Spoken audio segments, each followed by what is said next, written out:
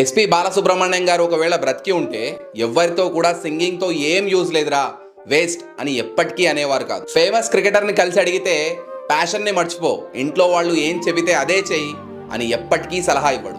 ఒక multi millionaire చాలా కష్టం, నీ వల్ల అస్సలు కాదు, లైట్ తీసుకో అని ఎప్పటికీ చెప్పడు. ఎవరైతే లైఫ్ లో కిందే ఉండిపోతారో వాళ్ళే మనల్ని పైకి ఎదగకుండా అడ్డుకుంటారు. చిన్నప్పుడు మనలో ఒక ఫ్రెండ్ చెట్టు మీద ఎక్కి చాలా జోష్ గా అరుస్తూ ఒక్కసారి ధైర్యం చేసి పైకి అందరికీ వచ్చేయండిరా, చాలా ఎక్సైటింగ్ గా ఉంది అని చెప్పేవాడు. ఎందుకంటే అక్కడి నుంచి అతనికి కనిపిస్తున్న విజువల్స్ కింద ఉన్న వాళ్ళకి కనబడవు కాబట్టి. అడ్వైజెస్ అయితే ఫ్రీగా చాలా వినబడతాయి.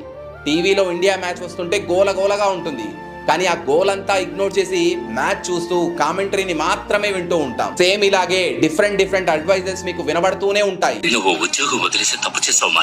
కానీ ఎవరి అడ్వైస్ మీకు కరెక్ట్ గా ఉందో ఏదో ఒక రోజు ఖచ్చితంగా నువ్వు గొప్పవాడు అవుతావు మాహి. అది జస్ట్ మీ ప్యాషన్, మీ ఇంట్రెస్ట్